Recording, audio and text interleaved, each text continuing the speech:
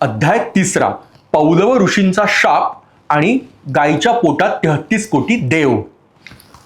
पौलव नावाचे एक अत्यंत महान ऋषी होते. त्यांनी पृथ्वीवर अत्यंत तपश्चर्या सुरू केली. त्यांचं तपश्चर्याचं तेज वाढू लागलं, पुण्य वाढू लागलं. त्यामुळे स्वर्गात इंद्राचं सिंहासन डोलू लागलं. इंद्र इन्सिक्युअर फील करू लागला.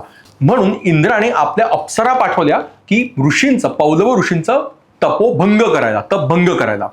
जेव्हा अप्सरा तिथे गायन करू लागल्या, नृत्य करू लागल्या, पौलव ऋषी चिडले, संतापले की माझ्या तपश्चर्याला भंग करायला कोण आलाय आणि हे कृत्य तुम्हाला कोणी पाठवलं. तेव्हा अप्सरा सांगतात, हे इंद्रांनी आम्हाला आज्ञा दिली म्हणून आम्ही इथे आलो आहेत. पौलव ऋषी अत्यंत संतापून म्हणतात, मी या क्षणी इंद्राला शाप देतोय. इंद्राला ती गोष्ट कळताच इंद्र ब्रह्माकडे आणि विष्णूंकडे शरण जातात. ही गोष्ट विष्णू सांगतात.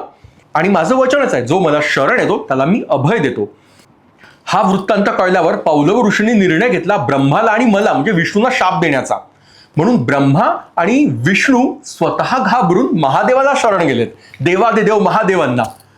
मग पौलव ऋषींनी महादेवांना सुद्धा शाप द्यायचा निर्णय घेतला. आणि यानंतर आम्ही तिघेही घाबरून आता करायचं काय. तेव्हा विष्णू म्हणतात की मला एक युक्ती सुचली की एक महर्षी गायीला मात्र शाप देणार नाही काही झालं तरी. म्हणून आम्ही गोमातेचं ध्यान केलं आणि गोमातेला आवाहन केलं.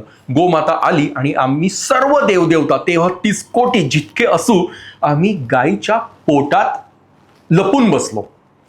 पौलव ऋषी आले आणि गोमातेला, समोर गोमाता होती, गोमातेला म्हटलं की देवदेवता कुठे आहेत. ती काही बोलली नाही. ती फक्त प्रेमळ आणि करुणाद्र नजरेने ती फक्त शांत उभी राहिली. पौलव ऋषींना कळलं की आम्ही तिच्या पोटात लपलो आहोत. पण आता शाप द्यायचा कसा. काही झालं तरी एक ऋषी गायीला शाप देणार नाही. त्यानंतर पौलव ऋषी सर्व देवदेवतांना क्षमा करतात, आपला विवेक जागृत करतात आणि त्यानंतर सर्व देवगणांची सुटका होते आणि पौलव ऋषी परत आपल्या साधनेत मग्न होतात. अशी ही कथा आहे 3 अध्यायात अधिक महिन्याच्या. तुम्हाला ही गोष्ट कशी वाटली.